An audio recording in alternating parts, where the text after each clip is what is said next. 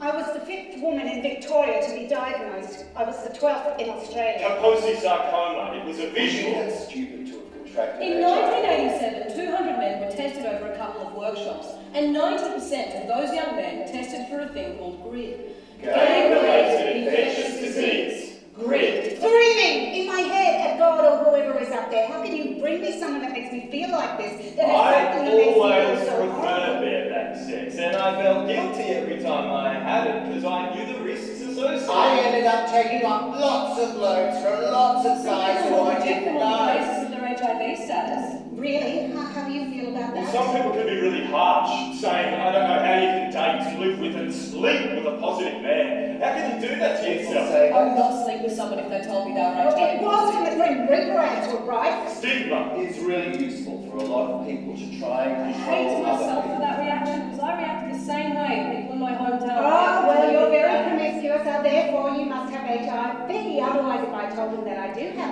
HIV... She was my best friend. I took my pill.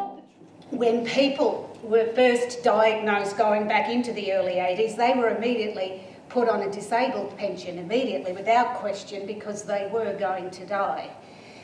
Yeah, things had to change. We'd affected people so differently. Now look, I don't mean to be rude, but you know, there were a lot of party drugs back then and people were abusing their bodies. Yeah.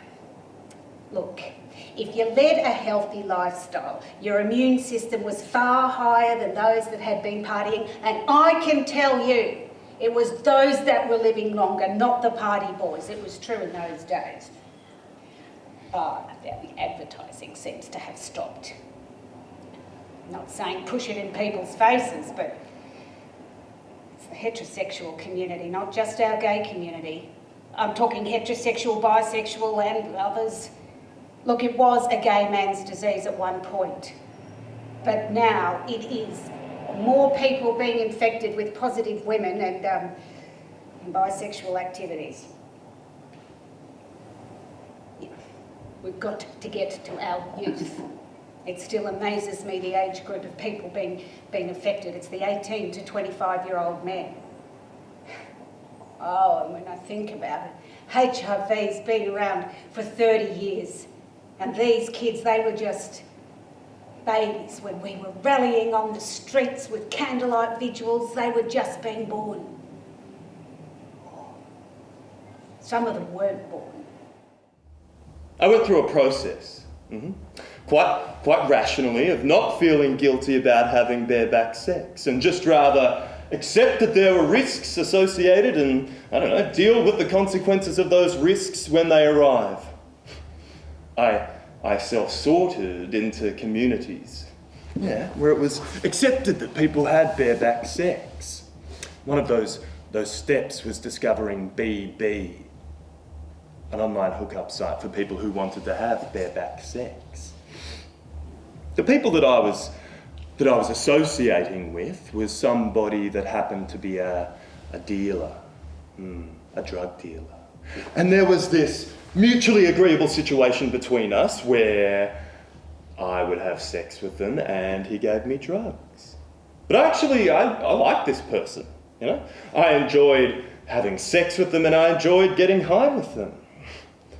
Through that, I started to explore what could be considered deviant sexual activity. We would go onto sites and people would come over and that turned into more. I was having sex with anonymous people and their status wasn't always discussed.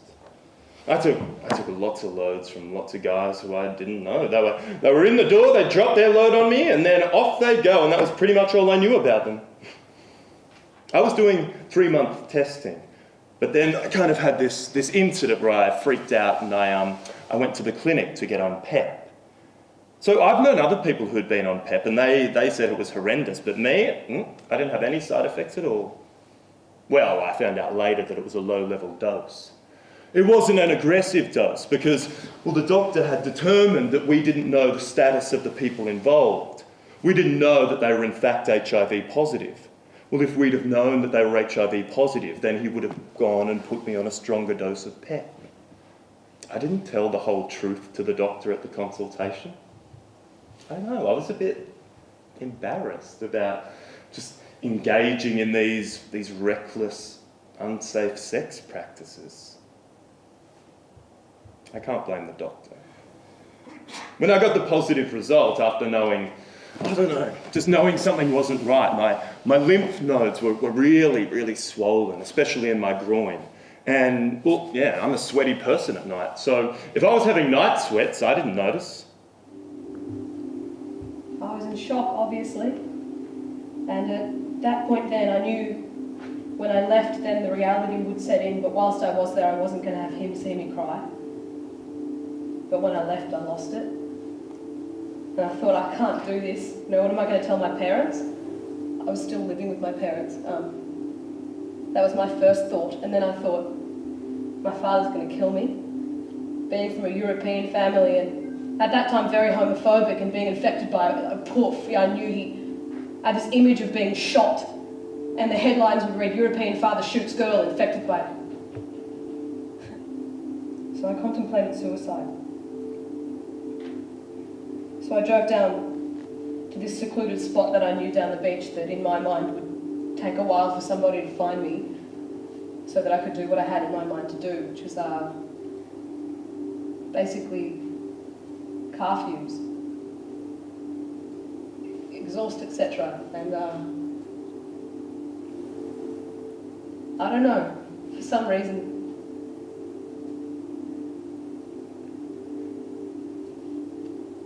I just cried and cried and cried, and this is too hard. You know what, I've never been one to give in. I've always been up for a challenge, and I thought, no, you can't give in without having tried. So I called Fairfield because I had the number, and I said, look, this is my situation. I've just been diagnosed. I don't know what to do, and if I don't get help, I'm going to suicide. And they put me onto a counsellor, and she said, this is on a Thursday. She said, can you hang on till tomorrow morning or over the weekend? And due to the counselling I got then, I realised that I wasn't going to die in the next 24 hours, and there was help at hand. And well, I won't pop myself off, so I promised that I'd be okay. And you never get used to telling someone they're HIV positive, and unfortunately it's something we have to do a lot nowadays. You need to work out whether the diagnosis comes as a surprise to the patient. Despite sexual practices, some people don't expect it, whereas some people think, yeah, well, I put myself at risk, and that can help a bit with acceptance or denial. It's about counselling, and it's about follow-up. Doing testing, and making sure the patient lets any sexual partners know they might have had.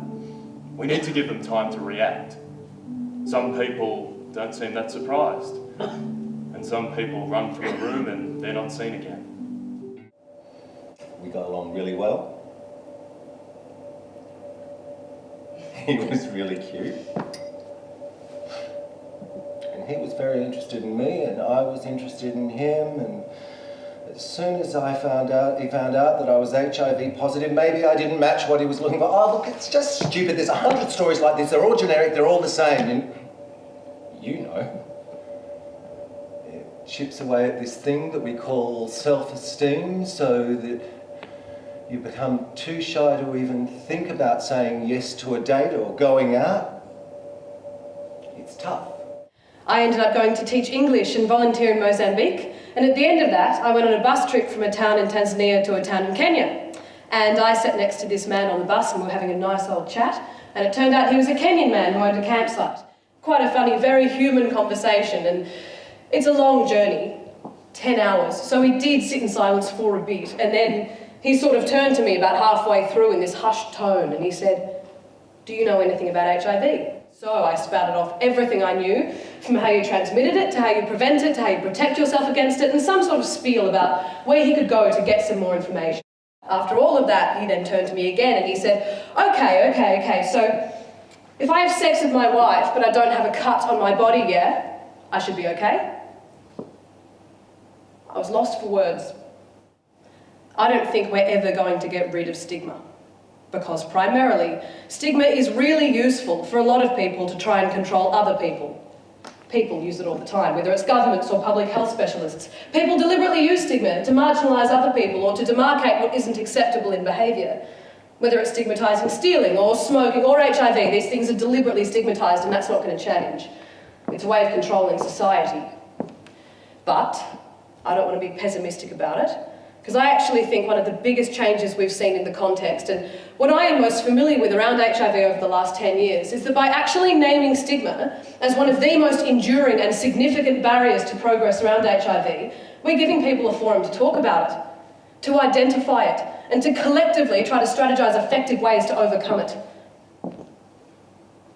As the doctor prepared Darren's drugs that would end Darren's life, we all watched Darren pass in a lovely brown suit. And James was sitting down, and as Darren passed, James got up and he was just a mess. One day, James rings me up and he says, I'm checking myself out. They say there's nothing they can do for me anymore. I've spoken to the social worker and he wants me to come down to Sydney on Friday, and the doctor's coming on Tuesday, and that's booked, and the funeral's the following Friday, and the church is booked. And I'm thinking, this is like my friend telling me. And he says, so come on over on Friday and we'll get through the weekend, and after we watch Melrose Place on Tuesday, the doctor's coming. And I said, okay, darling, I'll be there. I hadn't seen him for a couple of months. And there was this emaciated person standing there with this lovely rosary bead and a fabric little religious thing. And he said, hi, honey, come in. And I looked into his eyes, and I'd never seen that look on a person's face before. He was so at peace with himself, and he'd accepted everything, and that they'd made the right decisions for him. I thought to myself, I've got no right to question your decisions. My duty was to find a slide projector so that James could put the slides into the projector carousel wheel that he'd had made up months in advance, so that when they were shown at his wake, he'd know what order they'd be in. I want to go to the church and check the sound system. I was like, what? You can hardly fucking walk. We're performing euthanasia and you want to go to the church and check the sound system? And he says, yes, because I've made the CD. The doctor said he's going to count to James 1, 2, 3.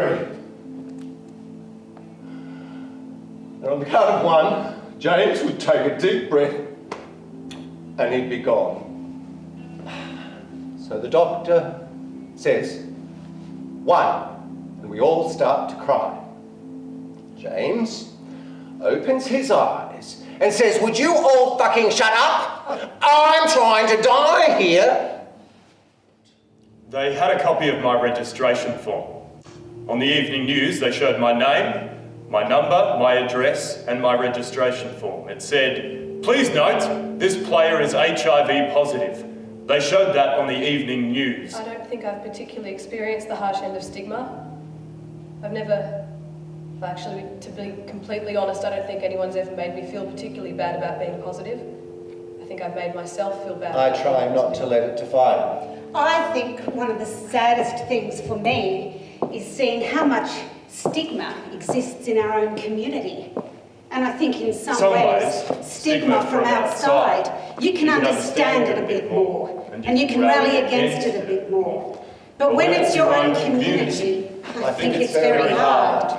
And I think it's hard for people who are diagnosed when their own community stigmatises them to the point where they feel like they can't really talk about it. They feel like they can't be open about it.